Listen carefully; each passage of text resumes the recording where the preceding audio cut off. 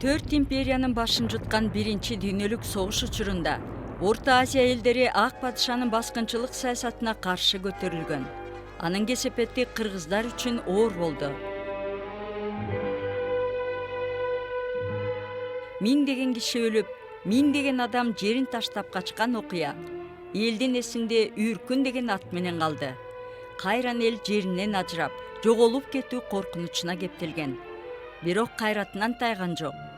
BBC сапарында мен, Гүлнара Касманбетова, улуттук боштондук күрөштүн эң трагедиялуу барагы 1916 жылкы көтөрүлүш жөнүндө баяндайм.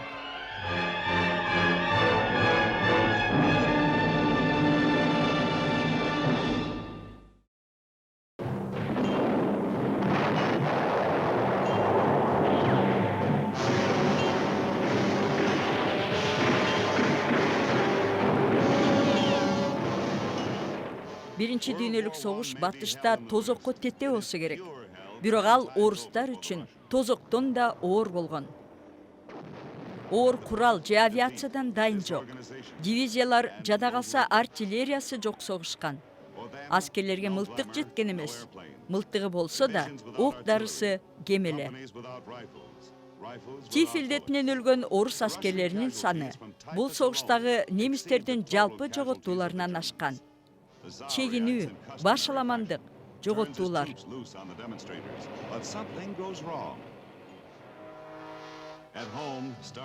Өлкөнү мурун болуп көрбөгөндөй ачарчылык, жакырчылык баскан.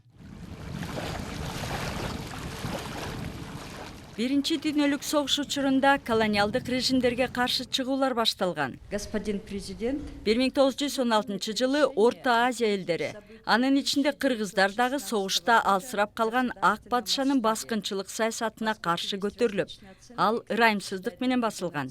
Бул окуяны геноцид деп эсептегендер бар. Айрымдары азыркы Россия кечирим сурашы керек дешет. Бул окуяларды эскерүү эмне үчүн маанилүү? Орустарга каршы маанай түзүлбөйбү? Это разожжет антирусские настроения. Конечно, по любому вопросу всегда бывают какие-то опасения. Чочулоо, кооптонуу ар кандай маселеде болушу мүмкүн. Бирок факт деген факт. Чындык деген качкайган нерсе. Мындай болгон эмес деп аны билмексем болсом, мен өзүмдү кечирмек эмесмин. Эл дагы кечирмек эмес. Биз абдан туура жарлык кабыл алдык деп эсептейм. Биз аны жарым жылда даярдадык. Албетте баардык маселелерди карадык. Архивдеги материалдарды карап чыкканга жетиштик. Ошон үчүн жарлык абдан терең ойлонулуп чыкты. Карапайым эл массалык түрдө өлтүрүлгөн окуялар болгону чын. Ырас, сандар жана башка маселелер боюнча көп талаш пикирлер бар. Я не думаю, что будут разжигаться какие-то антирусские настроения. Мен мындан орустарга каршы маанай дүртетет деп ойлобойм. Россия Федерациясы дагы бул жарлыкты туура кабыл алды. Бул тарыхый факт. Бул окуялар болгон. Тарыхтын кээ бир барактарын жашырбай, ачык талкуулашыбыз керек. 1916 жылы болгон кайгылуу окуялардын 100 жылдыгы сөзсүз түрдө мамлекеттик деңгээлде белгилениши керек эле. Чыр чатак чыгып, кан төгүлүшүн каалаган күчтөр бар. Саясатчылар бул теманы чайпаганга аракет кылышат. Бирок биздин элибиз абдан толеранттуу, кең пейилет. Азыр Россиянын колдоосу менен тарыхый архивдерди карап, кылдат изилдеп, баардык окуяларды жана фактыларды кагазга түшүргөнгө мүмкүнчүлүк бар. Биз өзүбүздүн тарыхыбызды билишибиз керек. Ал эле эмес, бул иш-чаранын масштабын кеңейткен дагы башка кадамдар да болот деп ойлойм. Расширяющий масштаб мероприятий.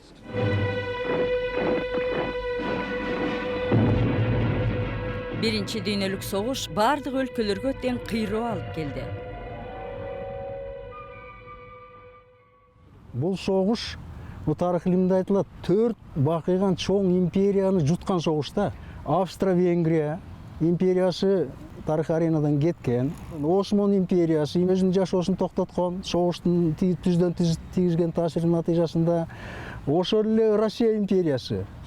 Мына биз Россия менен канча кылымдан бери бирге жашайбыз. Россия падышачылык, Россия империясы аренадан кетип атат. Ошол эле Германия империясы. Бул согуштан жеңилүү ызасын тартып, мына 4 бакыйган мамлекет согуштан тапкан кавычкада, тырмакчада пайдасы да. Дүйнөнү кайра бөлүштүрүү кызыкчылыгын көздөгөн Биринчи дүйнөлүк согушка 38 мамлекет катышкан. 1 миллиард адам тартылган. 9,5 миллион адам өлгөн. 20 миллион адам майып болгон. Бул биринчи дүйнөлүк согуш түп тамырынан бери Европадагы картаны өзгөртүп атат. Өзгөрттү. Ал эле эмес, Дүйнөдөгү, дүйнөлүк картаны да дүйнөлүк өзгөртүп атат. Ушул эле согуш өзүнүн Орто Азияга дагы таасирин терең тийгизди. Биз ошол мезгилде таза типтеги колонияга айланып калганбыз. Метрополия Россия империясы болгондугуна байланыштуу биз сөзсүз түрдө согушка тартылдык да. Согуштун катышуучусу болуп калдык, мындайча айтканда. Ошол согушка ошол убактагы падыша бийлиги Орто Азияда жашаган элдерди кааласа, каалабаса дагы тартты. Ошондо аларды фронтко жөнөтүшкөн жок да бирок. Фронтко түздөн түз жөнөтүшкөн жок. Себеби падыша бийлиги фронтко жөнөтүүдөн корккон да. Орто Азияда жашаган жергиликтүү этносторго курал берүүдөн корккон. Башынан баштап ошондой болгон. Курал берсе кайрадан колониалдык бийликке каршы чыгат деген буларда күмөн саноо болгон да. Падыша бийлиги жергиликтүү элден сак болгула деп келгиндерге курал берип турган. 10-жылдан баштап эле келечекте бул жерде жер маселеси боюнча жергиликтүү калк менен Россиядан келген калктын ортосунда чоң бир жаңжал чыгып кетет. Ошон үчүн биз бул жерде көчүп келген славян калктын өкүлдөрүн куралдандырышыбыз керек деп туруп атайын, куралдандырып турган. Биринчи дүйнөлүк согуш учурунда Орто Азиядан Россияга 106 эшелон жөнөтүлгөн. Ар бир эшелондо 1000 адам болгон. Падышалык салыктар 8 эсеге өскөн. Нандын баасы 600%га кымбаттаган. Салыктардын көлөмү тууралуу бир мисал келтире кетели. Чоңунан көп айтып калчу эле. Ушу биринчи дүйнөлүк согушта кандай болду эле? Биринчи дүйнөлүк согушта биздин жылкыларыбыз, ушу бээлерибиз 20дан ашып калды эле дейт. Ошондо ар бир 9 бээни падышалык администрация алган, ал эми ошондон бирден бизде калтырган. Ошондой 3 эле бээбиз калды. Анан чоңатаң ошол тылдагы жумуштарга барып келгендер. Орук жумуштарына жөнөтүлгөндөргө акча төлөп берүү жөнүндө жардык чыкканы белгилүү. Негизи указда жазылып турат. Акча төлөнүптүр жумушчуларга. Акчадан сырткары аякта деле отпуск болуп тур. Мисалы, үй бүлөдө жалгыз бала болсо, аны болсо жумуштан ошол указ боюнча бошотушчу экен. Мисалы, дини кыргыз эли, мусулман эли болгондон дини жактан да мында көз карашы жакшы экен да. Орук жумуштарына жөнөтүлгөндөргө маяна берилет, медициналык кароо болот, барыш келиш менен камсыздайбыз деген жоолор бар экен. Жумушчуларга эле эмес, ошол мезгилде сүргүнгө айдалгандарга да ошондой тыйым берип турулчу. Жана жарлык чыкканда, мисалы үчүн Фергана өрөөнүнө 50 000 адам жыйналыш керек болчу. Ал эми Жетису облусуна 60 000 адам жыйналыш керек болчу. Карап көрүңүз өзү. Фергана өрөөнүндө 1 миллиондон ашык калк жашайт. Ал эми Жетису облусунда болгон ошол мезгилде 300-дөн 500 миңге чейин эл жашаган. Мына ошону жарлык боюнча түшүндүрүүгө келгенде жанакылардын баарын айта алышкан эмес. Архивтерде айтылып атат. Эгерде силер барсаңар дейт, ар жактан герман, бул жактан орустар бири-бирине ок атышпай, эбай ок атышып турганда силерди ортого алып барып коюп коет, ошол жерден силер окоп казасыңар дейт. Ошондой эле аларга айтат. Силерди ал жакка алып барып туруп, анан силер барып туруп ошо чочкону союп туруп алдыңарга таштап коет, чочконун этин жеп кафир болосуңар дейт. Булар жанакындай бир козголгонго чыгып ортодо бир чыр-чатак чыгып кетсе, согуш мезгилинде чыр-чатак чыккандыгы үчүн кыргыздардын жеринин бардыгынан айрылмак. Мына ошон үчүн документ бар багай. Бул Алматада, ошондой эле Ташкентте биз ошол документти таап, кыргыздар өзүнүн жеринен биротоло айрылып калгандыгы тууралуу ушул документтер бар. Эзүүгө, басмырлоого, жерин тарттырганына чыдабай, Орто Азия элдеринин келгиндерге каршы кыжыры кайнайт. 14-15-16 жылдын биринчи жарымдагы согуштун жүрүшүндө орус аскерлери артка чегинип, көп жоготууларга дуушар болуп, анын душмандары Германия, Австрия, Венгрия ушулар жеңишке жете баштаганда, орустар алсырап калды. Орустарды жеңсе болот экен деп ойлоп, өзүнчө бөлүнүп чыгып, хандык түзөбүз деп аракет кыла башташкан. Хан көтөрүү аркылуу колониалдык бийликти кулатып, мүмкүнчүлүк болсо өзүнчө бир мамлекет түзсөк деген ой бар экендиги архивдик документте турбайбы. Россия согушта алсырап баратканын туйган эл үчүн Орук жумуштарына тартуу жөнүндө падышанын жардыгы отту тутанткан учкун болуп берди. Биринчи дүйнөлүк согушка чейин эле келгиндер келип жерлерди тартып ала баштаганда Шабдандын петициясы деген. Шабдан ошо келгиндер көбөйүп кетип, жерди тартып алып кыргыздар жер жагынан дагы динин сактаган, сабаттуулук жагынан да өксүп жаткандыгын көрсөтүп санап берет да. Мындай петиция Шабдан тарабынан гана жазылган эмес. Этил, Волга боюндагы татарлар дагы, Уралдагы башкырлар дагы дал ушундай окшош идеялар менен чыккан, кырым татарларынын арасынан да чыккан. Демек, бул мусулмандык жалпы мындай тымызын агым менен улуттук аң сезим ойгонуп жаткандыгын тастыктаган бир кыймыл да бул петиция. Келгиндердин акырын тынч келип жаткан баскынчылыгынын айынан абдан көп түшүндүү жерлерден ажырап калып, кыргыздар жалаң гана мал чарбачылыгына байланыштуу кокту колотторго сүрүлө баштаган. Ошон үчүн 1914 жылы 25 июндагы Борбор Азиядагы 19-дан 43-кө чейин жеткен эркек өкүлдөрүн согуштагы оорук иштерине тартуу жөнүндөгү бул падышалык жардык. Империянын провинцияларындагы калкты дагы согушка тартуунун аргасыз кадам болду. Бирок ошол басып алынган жерлерде, оторчулук жердеги эл аны өзүнүн падышам жардык чыгарып деп кабыл алган жок. Алар өзүн басып алган мамлекеттин падышасы эми бизге дагы кошумча оорлук кылып, бизди дагы согушка айдаган атат деген бир түшүнүк менен бул жардыкты аткарбай, муну шылтоо кылып, анан улуттук боштондук кыймылга чыгышты. Чоң толкундоолор адеп түштүк аймактарында чыккан. Ушул жарлык чыккандан кийин түштүктө 53 ар кандай толкундоо болгон. 1916 жылы 4-июлда Кожен шаарында полиция менен жергиликтүү калктын ортосунда чоң кагылышуу чыккан. Бир нече адам жарадар болгон, полициялардан дагы жарадар болгондор болгон. Кожен шаарынан кийин Сулайман тоосунун тегерегинде болгон.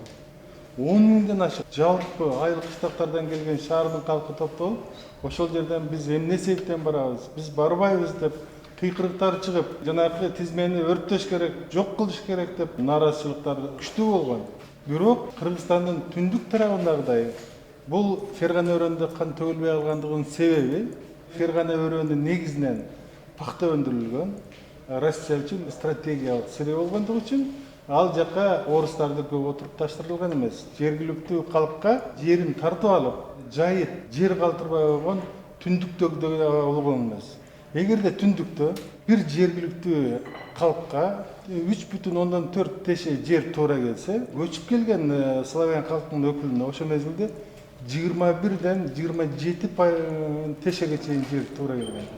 Демек, бул жерде жергиликтүү калк жерсиз калган.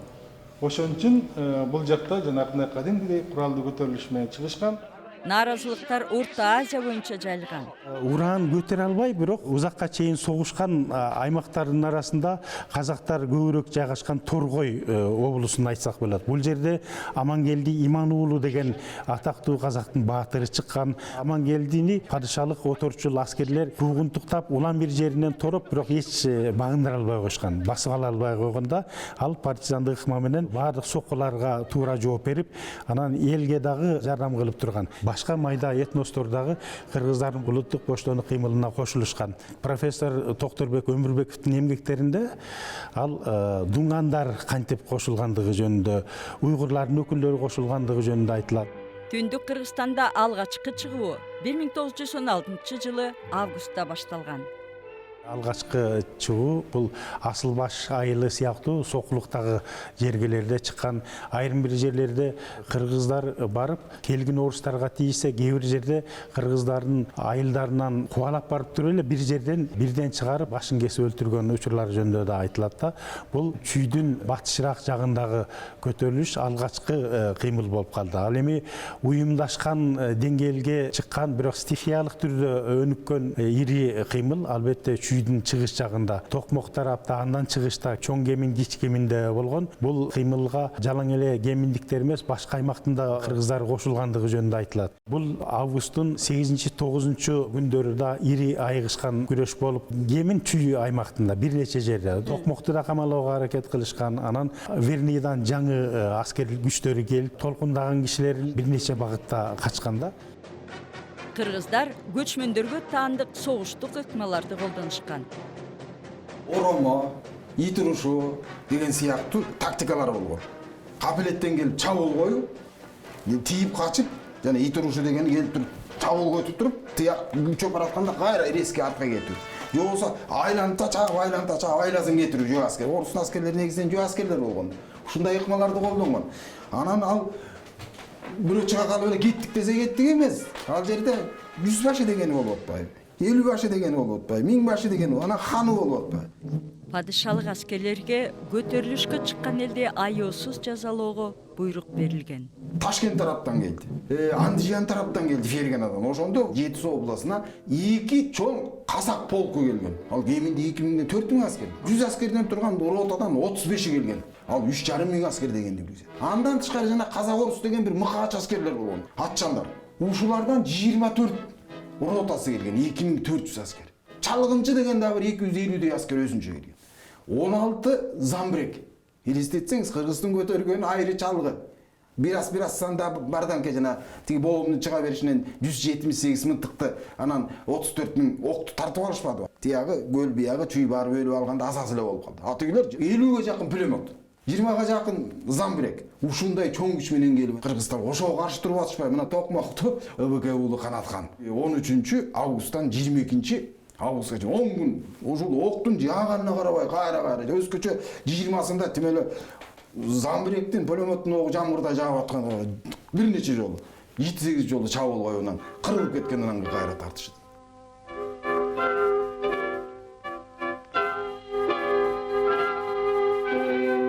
Замбирек мылтыктарга туруштук бере албай кыргыздар чегинет. Аскерлер элди аяосуз жазалай баштаганда калктын калың катмары сала жолдор менен Кытайды көздөй качкан. Түркістандагы көтөрүлүштүн каардуу басылганы, эл массалык түрдө жерин таштап качканы, падыша аскерлери артынан кубалап, аларды ырайымсыз өлтүргөнү жөнүндө кабарлар Орус империясынын борборуна жеткен. Анын залакасын тергөө үчүн Орус думасы Түркистанга комиссия жөнөткөн. Орус падышасынын анын каардуу аскерлеринен эч ырайым болбой турганда, барып даттанарга, жардам сураганга эч кимиси жок турган чакта бир адам Түркистан деп аталган аймактын анын ичинде жашаган кыргыз элинин таламын талашкан. Ал кишинин аты Александр Керенский. Александр Керенский 1970-жылы 11-июнда каза таап, биз келген күндагы дал ошол 11-июнь болуп, өлгөн күнү менен дал келип калган экен. Александр Керенскийдин кыргыз элинин, жалпы Түркистан элдеринин таламын талашкандагы ролу Октябрь революциясынын, большевиктердин, Лениндин бөлөкөсүндө калып, көп жылдарга чейин Керенскийдин ролу жөнүндө сөз болгон эмес. Мына соңку жылдары гана үркүндү эскерген сайын Керенский сыяктуу анын саналаштарынын ролуна кайрадан кайрылып отурабыз. Ошол учурда кыргыз эли тукум курут болуп кетүүнүн алдында турганда Петербургда мамлекеттик думада жабыркаган элдин таламын талашып бийик трибунадан жалпы орус коомчулугуна жаны кейип кайрылып жаткандыгын кыргыз эли билди беле, билбеди беле. Керенский маселенин дагы башка өңүттөрүнө да көңүл бурганда, мына 1916 жылга карата Түркистан элдери, алардын ичинде кыргыздар, Орус империясынын курамында 50 жылдын ар жак бир жагында жарым кылымда жашап калса дагы деле болсо ушул артта калгандыгы бул жан кейитерлик көрүнүш деп баса белгилеген. Айткан карагылачы, дүйнөдө Кытайлар азыр жаңыча өнүгүүгө умтулуп атышат. Перс дүйнөсү умтулуп атат. Ал эми биз Түркистан элдерин жарым жапайы акыбалда кармап салдык. Ушулбу падышалык Орусиянын жоопкерчилиги деген чоң суроо койгон. Азыр айтып жүрбөйбүзбү? Кыргыздарды аскерге чакырса эле баш тартып барбай койду деп.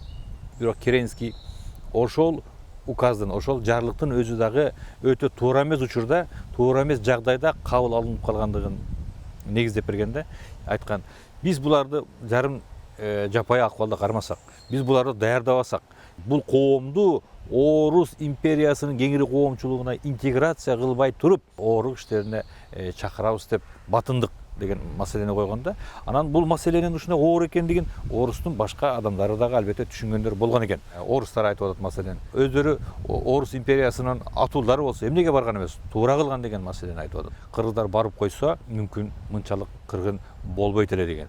Бирок мен ошол Керенскийдин көз карашына кошулам. Кыргыздар оорук иштерине дагы барганга даяр эмес эле. Даярдык иштери 50 жыл өтүп кетсе дагы кыргыздар ошол Орус империясынын курамында жашагандыгына, кыргыз атуулары кокустан эле бара алып ошол батыш фронтторундагы иштерге аралашууга даяр эмес болчу. 16-жылы падышалык аскерлердин колунан өлгөн, үркүнгө качкан элдин саны боюнча талаштуу пикирлер айтылып келет. Согуштун жүрүшүндө болгон 3 офицер өлүп атпайбы? 3 офицер. Регулярдуу армиянын 3 офицери. 174 жанагы сержант, пержант катардагы аскерлер өлүп атат. Болгону ошондо 180 киши өлүп атат аскерлерден.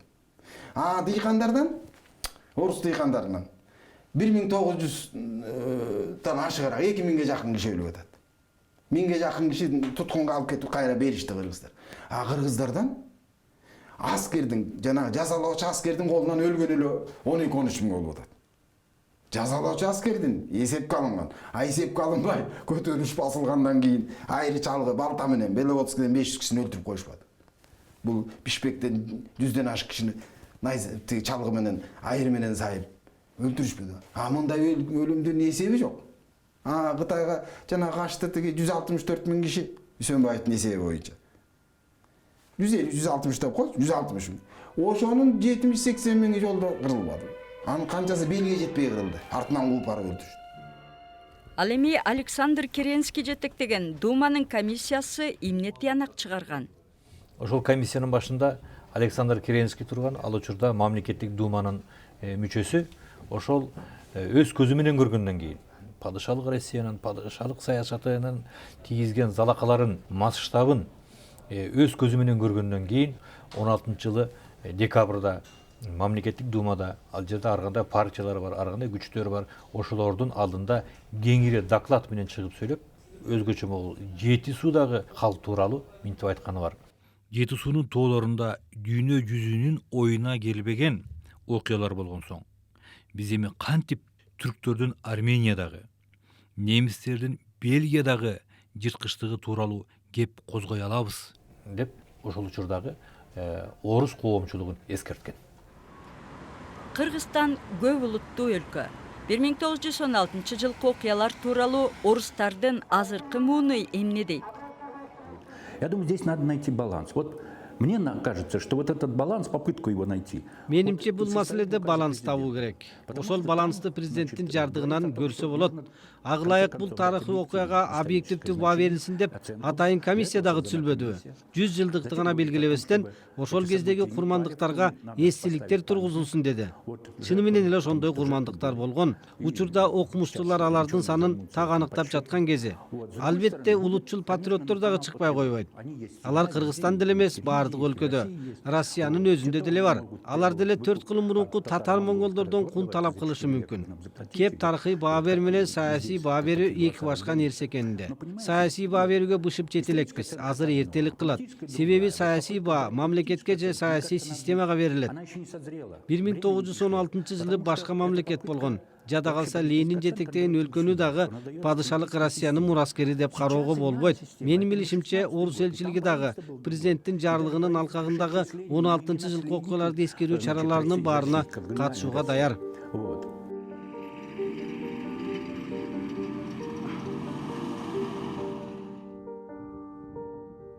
Мына бул жер муңдуулардын энеси. Мына бул жер өткөн кордук элеси. Ачкалыктан курбум өлүп бул жерде калган эле көмүлбөстөн денеси. Дагы өлгөн далай жандар мүргүгөн, сөөктөрүн карга кузгун мүлчүгөн.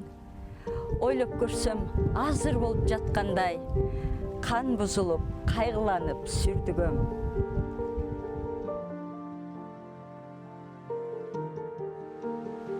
Совет доору кыйрагандан бери кыргыз коомчулугу үркүндө курман болгондордун сөөктөрүн таап, жерге берип, качкындар өткөн ашуу белдерге чыгып эскеришет. Ысык көл облустук башкармалыгы уюштурган жүрүшкө мен да кошулдум. Бедел ашуусун көздөй узак татаал жолдо тарыхчылар, жазуучулар айтып бергендери эске түшөт.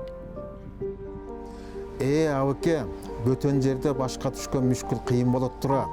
Ач жылаңач, арып ачып, ал күчтөн тайып, жөөг ыраткан эл тердикте жүгүн көтөргөнгө шай келбей, кой эчкисине ээрчитип келаткан итине артып койгондорду көрбөдүкпү? Шумдугун кургур. Кийинкилер буларды укса ишенбес. Жолдогуларды айтып отурсак жүрөк сыздайт. Карыган атасын баса албай калганда жолго таштабай, Абылайдын Назарбеги айылга чейин жонуна жөө көтөрүп келбедиби? Бичара Абылай абышканын тилеги кабыл келип, келгенден бир аз өтпөй каза болуп, сөөгү ата энесинин жанына коюлду дейт.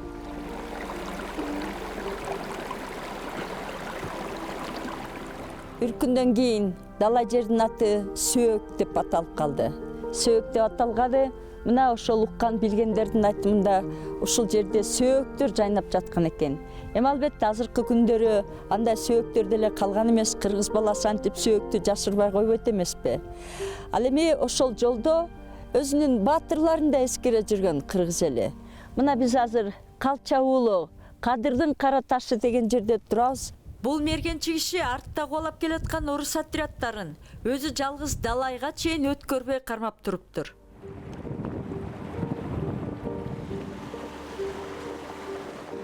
Жергиликтүү тургундардын бири кишинин корумдалган сөөгү табылган жерге алып барды. 16-17 жаштагы баланын сөөгү окшойт.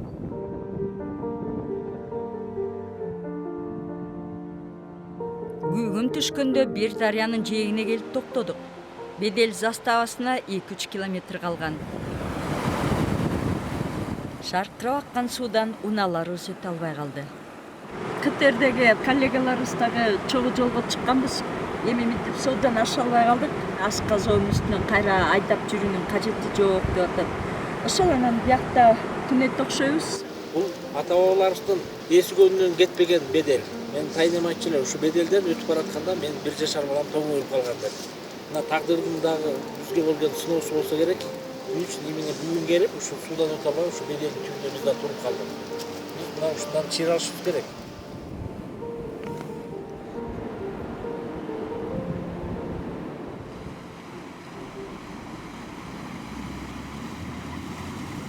Таң атканда сууну кечип өтүп, чек арачыларга жете бардык. Алар менен чогуу бедел ашуусун көздөй жөнөдүк. Азыр эми машиналар жүрбөй калган жерден аттар менен баратабыз. Бир туруп суук, бир туруп күн куйкалайт. Тыныгуулар, элдин башынан өткөндөрдү эскерүү. Атасы баса албай калганда баласына айтат экен: "Балам, мен эми жете турган эмесмин. Алдан күчтөн тайып калдым. Эгерде менен жүрсөңөр, карышкырга жем болосуңар. Андан көрөк тетиги келаткан карышкырларга мени салып бергиле. Мени жесе тигилер калып калсын, силер мүмкүн элге аман эсен жетип каласыңарбы" деп. Ошондо кыргызда болбогон нерсени айтпаңыз. Кантип сизди ушу аш белге ошо жоңго таштап кетейин, мен сизди элге жеткирейин деп атасын көтөрүп элге чейин келген экен. Ушул жактардан адам сөөктөрүн көргөндөр бар экен. Азыр бияк тарабын бул жагын издеп атабыз. Тапканга аракет кылдык.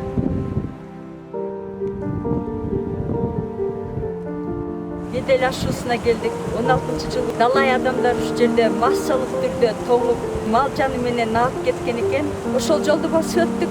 Чек арачыларыбыз айтып атат, андан ары Кытай болуп кетет деп. Мына ушундай өзгөчө каттаал жолдо 1 кылым мурун адамдар басып өтүшкөн экен.